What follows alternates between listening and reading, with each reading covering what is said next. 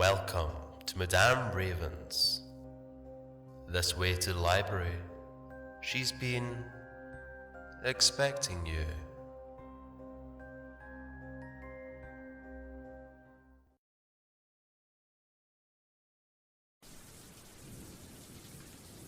Silvery Moon, The Lacy Brooks Pack, Part 2. Alpha M stayed directly on the trail. His mate ran along behind. He sent the children to either flank, since they were fast. He wanted them to cut off any chance that this monster would escape. He hadn't expected to meet it so soon, yet here it was, taking food that belonged to his pack.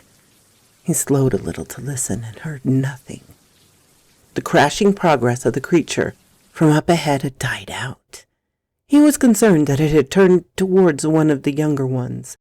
He raised his head to test the air and abruptly halted and gagged on the stench that rose ahead of him. It was foulness of every kind and choked his breath. His mate drew up beside him and coughed a few times. "What is that stink?" she gasped. Alpha M communicated as best he could. "I don't know.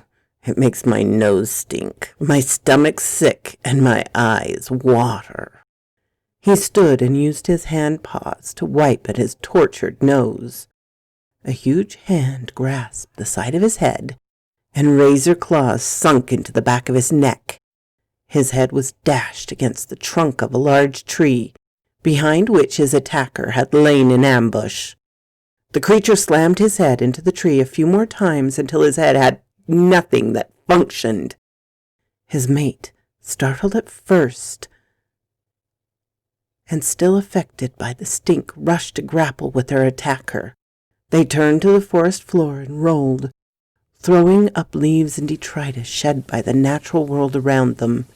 They pummeled and clawed at one another, each attempting to gain purchase with their powerful jaws.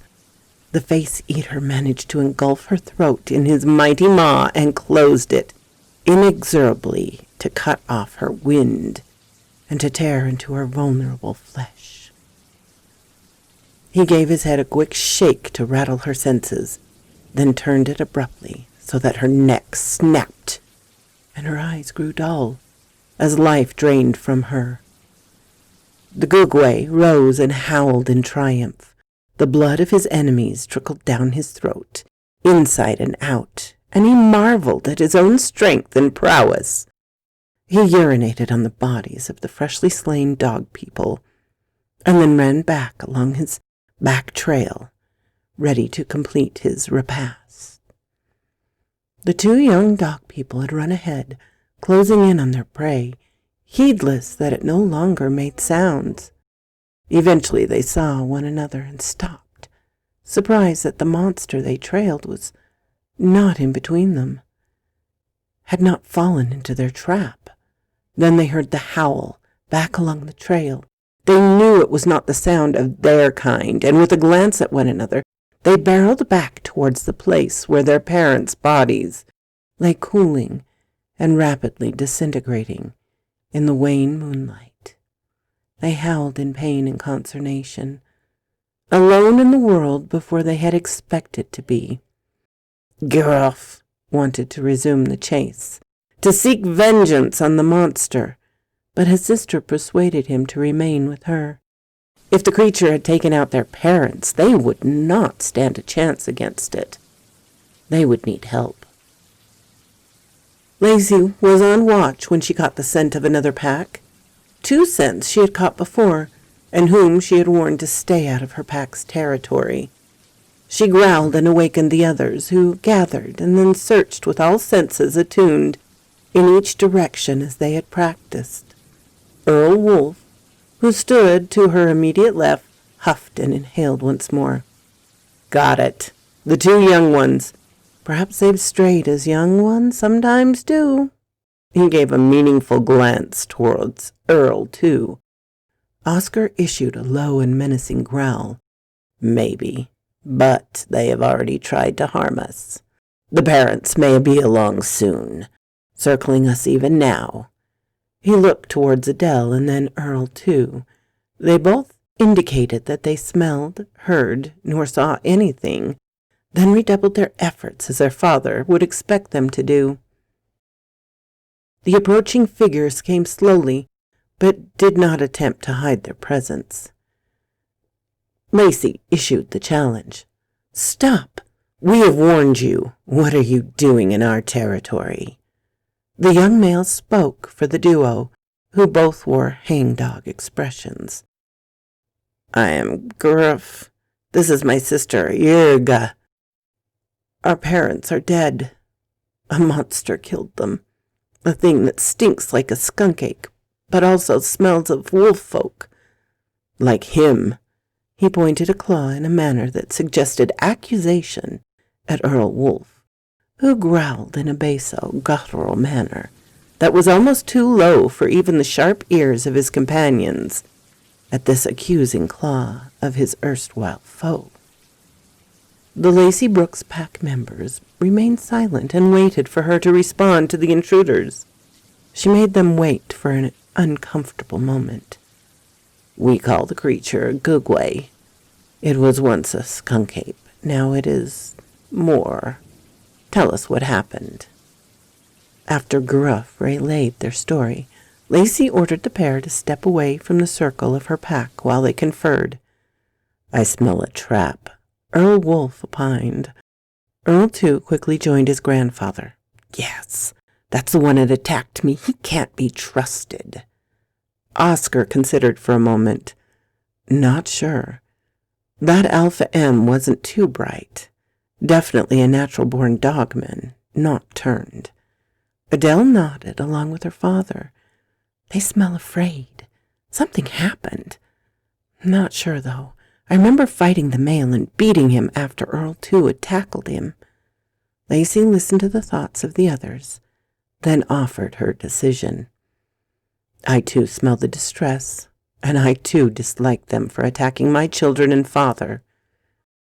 We can watch them on our turns a sentry. Tonight they can show us where their parents died. We can use them to help us with the Gugway. We cannot allow it to stay if it can so easily kill our kind. Stupid or not, Alpha M was powerful, yet both he and his mate perished. We can help prepare the young ones for survival."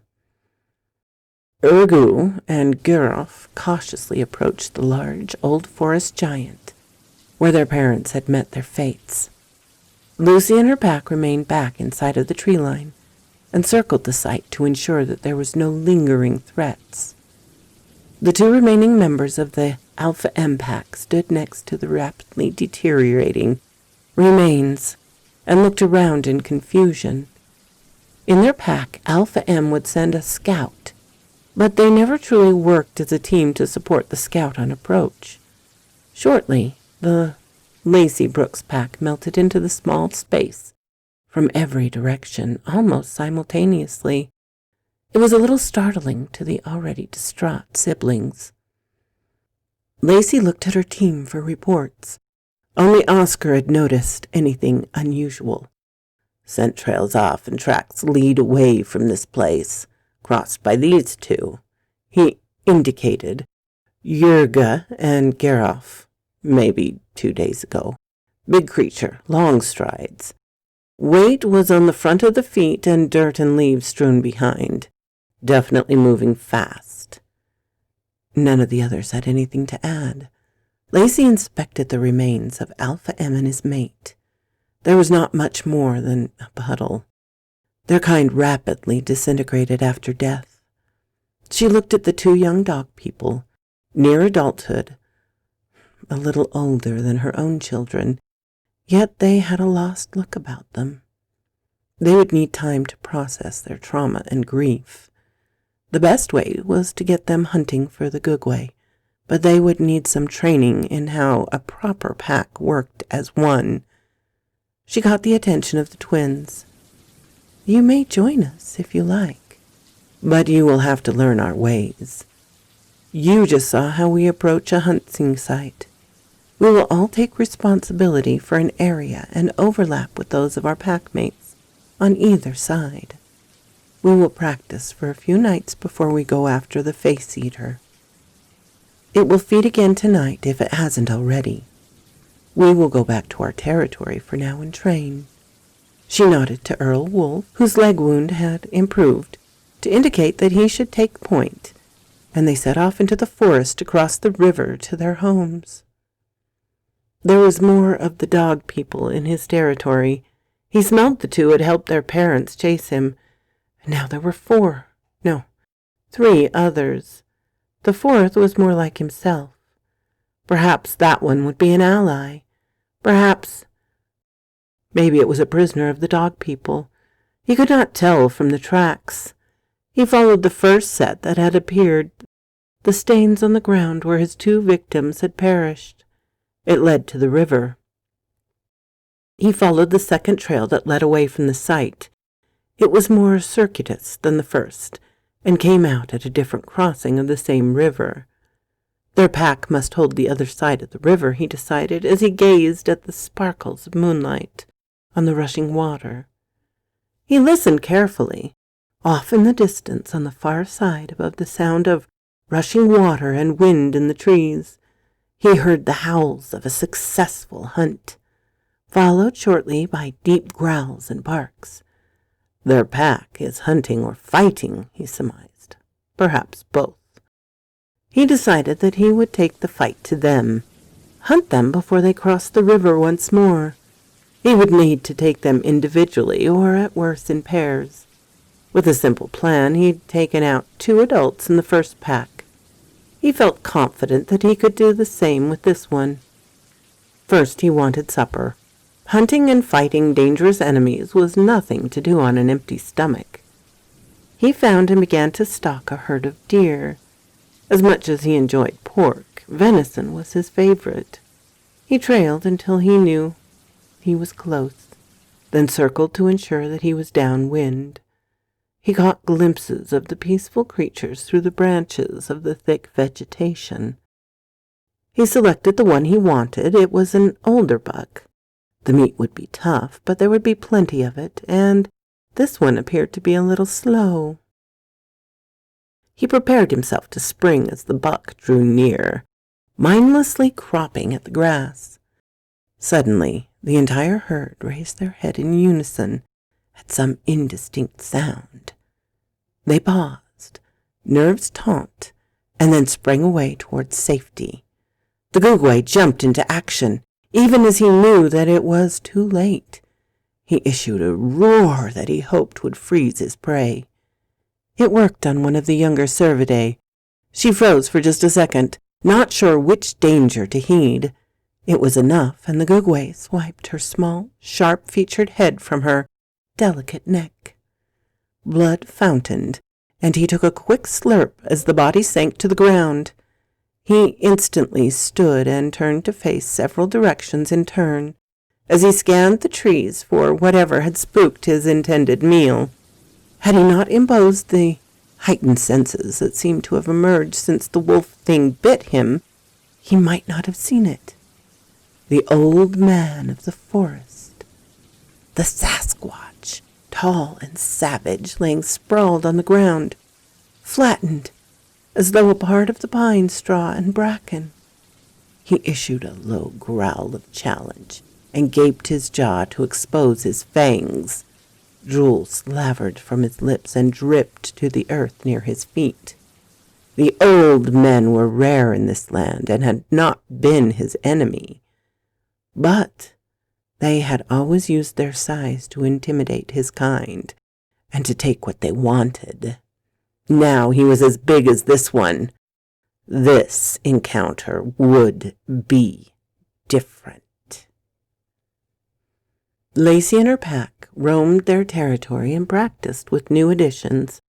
The bear seemed willing enough to learn, though Guroff occasionally showed impatience with the frequent pauses to listen and sniff. He preferred the methods of its dead father. Yet Yurga thrived on the practice and put in her total concentration, likely as a way to process the grief she felt. It was she who kept Guroff focused and as positive as the young dogman was capable of being. Lacy, Oscar, and Earl Wolf kept the pack busy. The threat they faced was a serious one. Besides, the hormones of the young dog people would be a distraction if they were not forced to concentrate. And fatigue. Adele did not seem too interested in Gurav, and he was all but obvious to anything but revenge. Yet Earl, too, often stole glances and whiffs of Yurga. Only natural, Papa Wolfie smiled to himself. She's attractive enough and seems fairly sweet. I'm glad Adele is not into bad boys.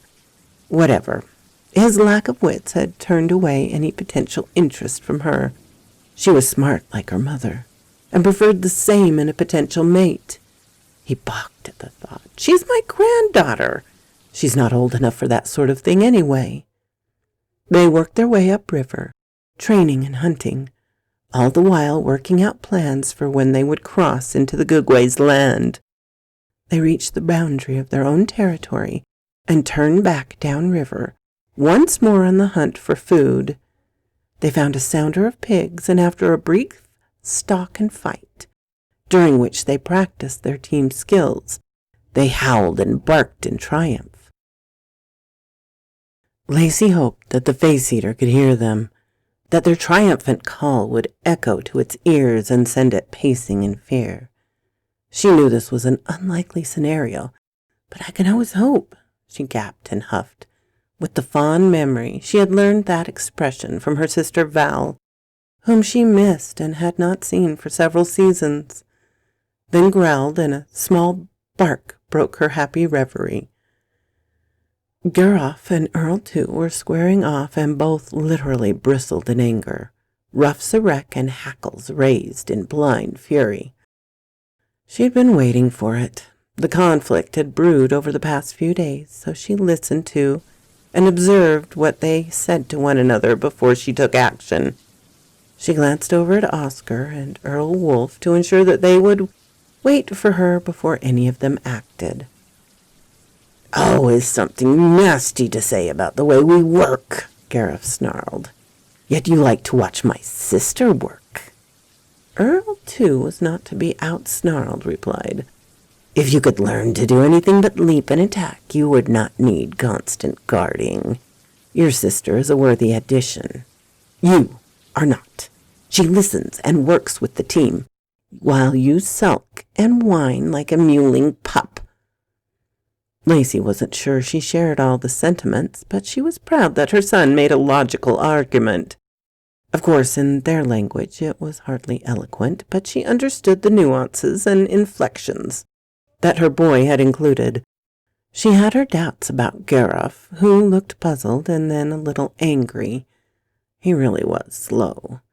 At least he retorted rather than flinging himself into the physical fray that he clearly preferred as a mean to solve arguments. He slavered a little, and a rope of drool hung from his lower jaw. Always the talk about caution, of making sure. We can't be safe all the time. Sometimes we have to be brave and not cower like prey. Earl, too, had his own blind spot.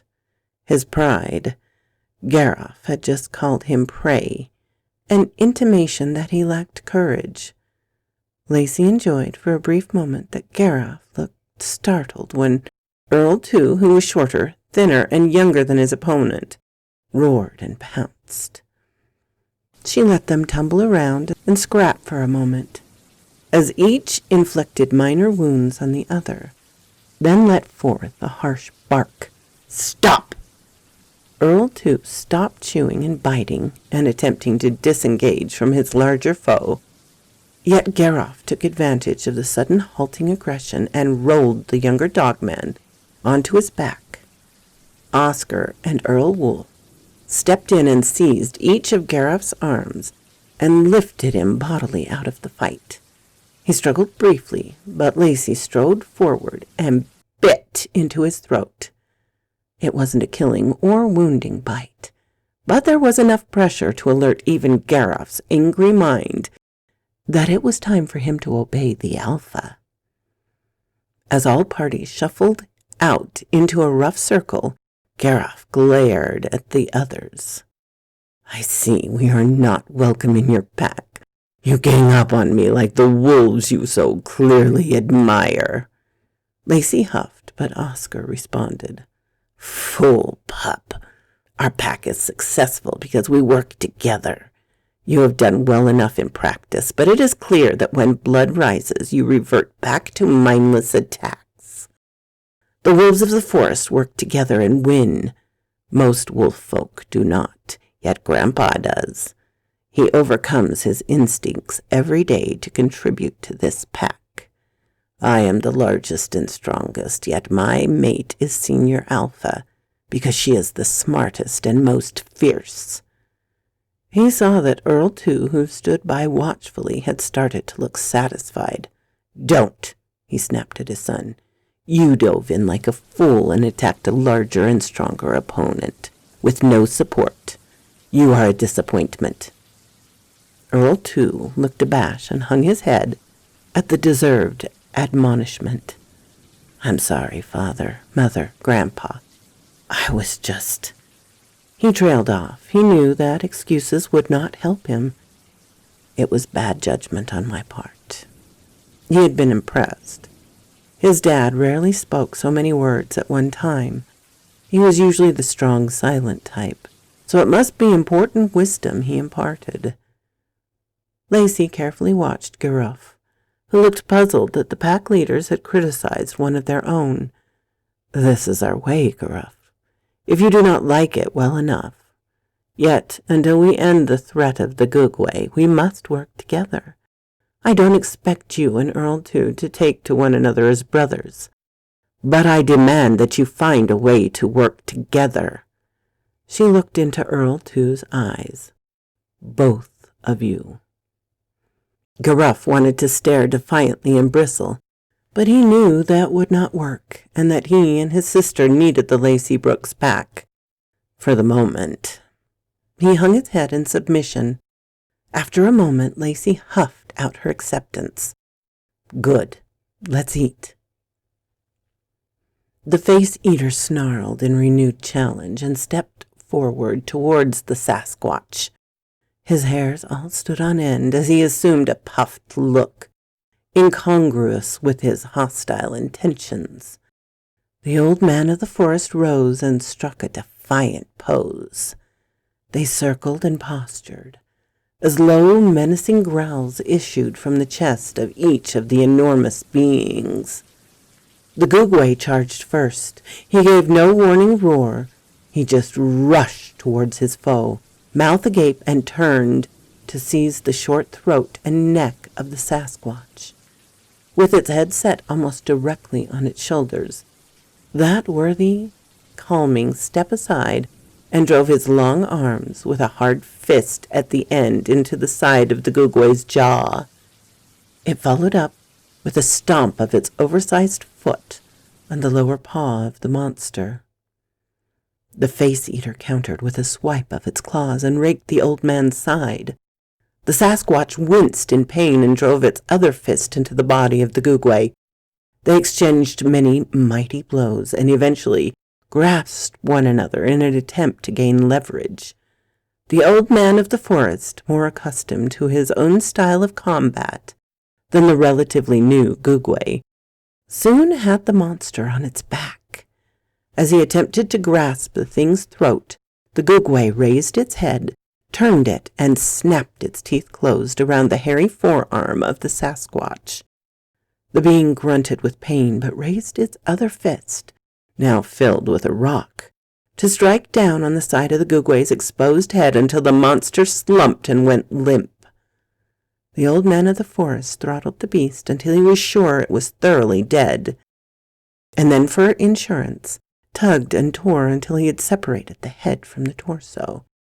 He set the severed pat on a high branch as a trophy and a warning to others of its kind, or to any other monsters that wanted to enter his territory. Then he strode on his long legs to the river to wash his wounds. He soon realized that the wounds carried something more than a chance of infection. "We've trained long enough," Lacy announced. "Eat well this evening. Tonight we will cross the river and hunt down the face-eater." After a nice meal that consisted of a brace of rabbits and a pile of fish, the Lacy Brook pack set out on their hunt for the inedible monster. They were determined to find and kill the face-eater, the googway that had caused them so much worry and effort for the past 10 nights. They started at the far end where the river narrowed and deepened. They leapt across and made their beachhead on the far side, then set off to methodically search the territory across the border of their realm. The old man of the forest had sickened, then slept, and as he did, he changed. He did not take on the features of the wolf folk, as had the little skunk ape. Instead, when his features coarsened and his snout lengthened some, he grew larger and his skin grew harder, as he transformed into what the first 2 legs to arrive had called a stone-skinned man. He was still a being of flesh, but the flesh had hardened and become rough. His hair had grown longer and shaggier, and his temperament descended into hair-trigger anger and near-constant aggression. He was very different from his normal nature. He resented the changes. They made him furious, and he struck out at the trees around him, snapping branches and destroying boles and roots. He found a large rock and raised it above his head. It felt right to do so, and he exulted when the rock struck the water in the river. It careened off onto other rocks that rested just under the surface and bounced into the forest on the other side.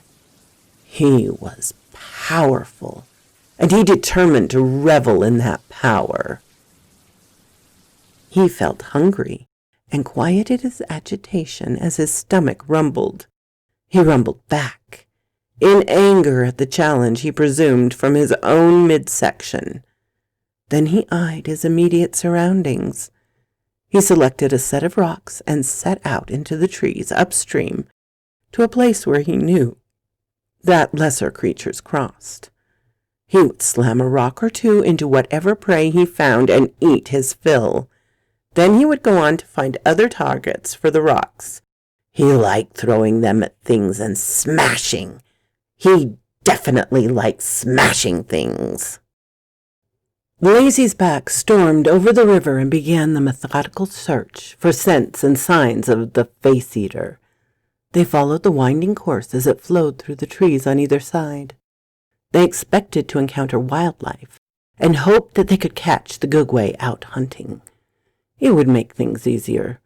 Oscar was on point and halted to sniff and to cock his ears forward and down towards the river's bank. They had cut through a bend in the river and had just started to approach the watercourse as it completed its turn and bent to meet them. He craned his neck and made a sour face. Lacy moved up beside him and he glanced at her. "I smell something. The face-eater, at least, is fresh blood, and maybe something worse." They alerted the rest of the team and then moved forward silently, each pack member silent and alert, treading carefully. Uruguay spied the rotten and fragmented remains of the googway and its rapid disintegrating skull grinning at them from a tree limb. The pack spread out in a perimeter, each with all senses focused on the surrounding woods. When they set out on the trail of the new and greater threat, something none of them had smelled before, Urga led the way. Her brother and Earl, too, worked either side of the trail, just behind her, but out on the flanks. Earl Wolf and Lacy followed in file, prepared to swarm any threat. Oscar took his turn as rear guard along with Adele. They covered the gap left open between the front flankers and the point scout. The trail led to a clearing. At least it had recently become a clearing. It had been a more protected place with a fallen tree and some large rocks. The odor here was strong, and the creature they trailed had definitely denned in the clearing before tearing it to shreds. The tracks now led down to the river, to the primary ford that the pack used for hunting and fishing. As Urga rounded a large tree and cautiously stepped forwards, a boulder hurled towards her and smashed into her chest.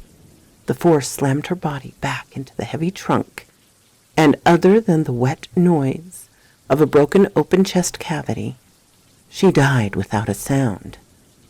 Gareth leaped forward into the brush near the ford. Earl, too, followed suit. They both stopped abruptly when they saw what lay ahead. Another boulder hurled from an enormous beast and just missed Gareth. It slammed into the muddy bank and splattered him with dark mud. Earl, too, wisely stepped aside and crouched behind a large tree that had acted as a backstop for the monster's rock throwing, and on the other side of which lay the remains of Urga. He called to the rest of the pack, "Cover! It's throwing rocks!" Lacy and Earl Wolf found the largest trees near Earl, too, and crouched behind them. Oscar and Adele completed the line on their flanks. Gareth had plunged forward once more to engage the creature that had killed his sister. A heavy log flew from the brush and struck just in front of him. He leapt into the air as it bounced, so that instead of breaking his legs, it simply sent him sprawling, the bottom of his feet bruised and bleeding. Earl, too, saw the movement when the thing threw the log. He pointed for the others in the pack. They moved out to flank the beast while it focused on Gareth. The brave young dogman rose to his feet despite the incredible pain, and prepared to fend off the brute that now emerged from the brush and rushed towards him. Earl, too, had decided that two or more could play the hurling game.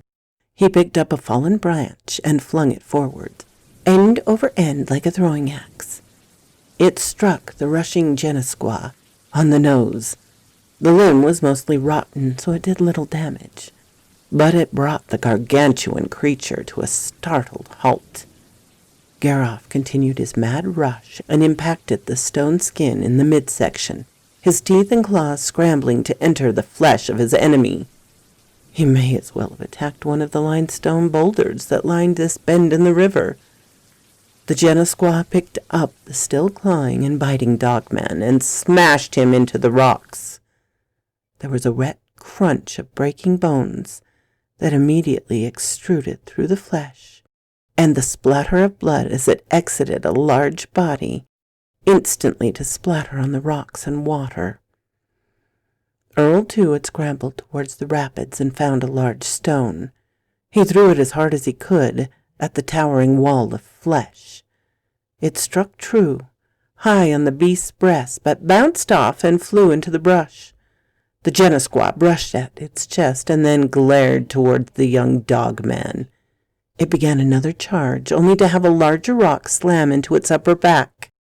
It fell forward with the added momentum. As it struck the shallow water at the ford, strewn with rocks and boulders, another projectile struck it in the back of the head, and then two more struck its body.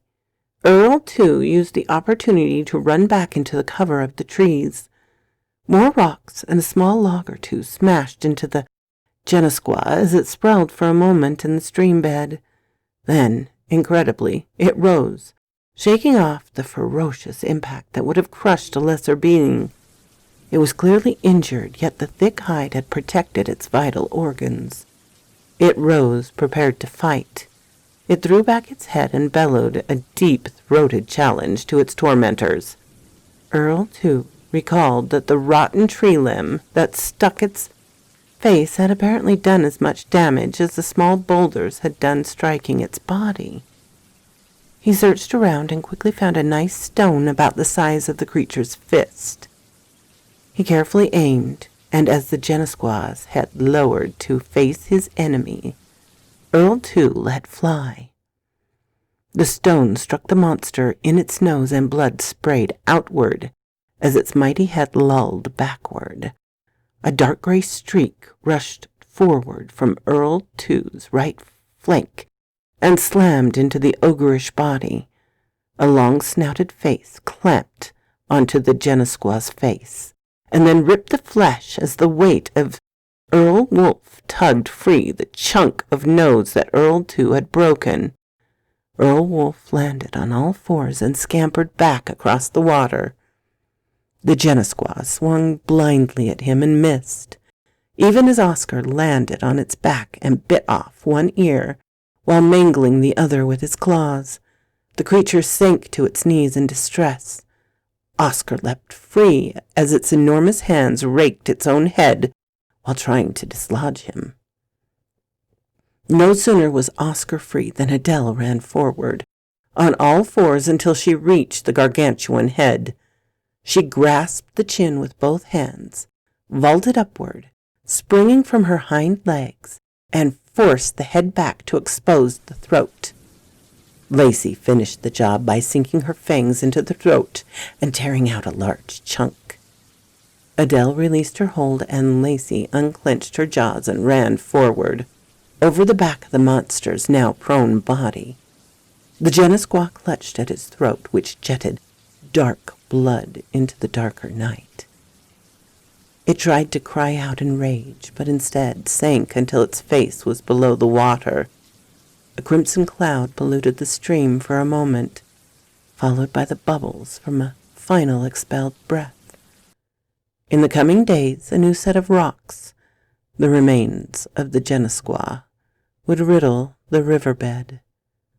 For now, though, the Lacy Brooks pack gathered around the body, looking for any signs of life. When the first chunks of flesh fell away from the corpse, they were satisfied that it had perished, and the savage chorus of the triumphant pack of dog people sang up towards the stars. Later they sat around and speculated that the vulnerable head on the Genesqua may have given the Gugwe, the face-eater, its name. The smaller Gugwe had developed an efficient means of taking down their larger foes. The creatures had clearly been natural enemies, as were dog people and wolf folk. Except for Grandpa, Adele proclaimed as she rested her head on the werewolf's massive shoulder. Lacy gaped and huffed in pride. We worked as more of a pack on that hunt than on any other day. The stone skin should have given us more of a challenge, but Earl, too, found a weakness. We each paid attention, and each acted in concert to destroy the giant. She stretched out on the soft grass where they planned to bed down for the day. I'll take first watch. It's a relief to know that tonight we won't have to worry about any monsters in the woods. So quoth this raven. So fun. I hope you enjoyed. You all voted for more Lacy first, so here it is, the second part. And I hope you all have a marvelous day. And thank you very much to Michael Lockhart, a.k.a. Bear, for his wonderful stories.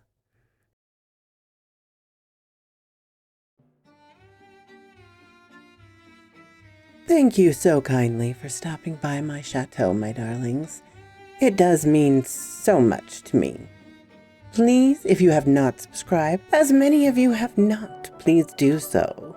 Give me a like so I know what you would like to hear. And comment. I always love to read your comments. And special thanks to my Patreon and membership supporters. Ciao, darlings.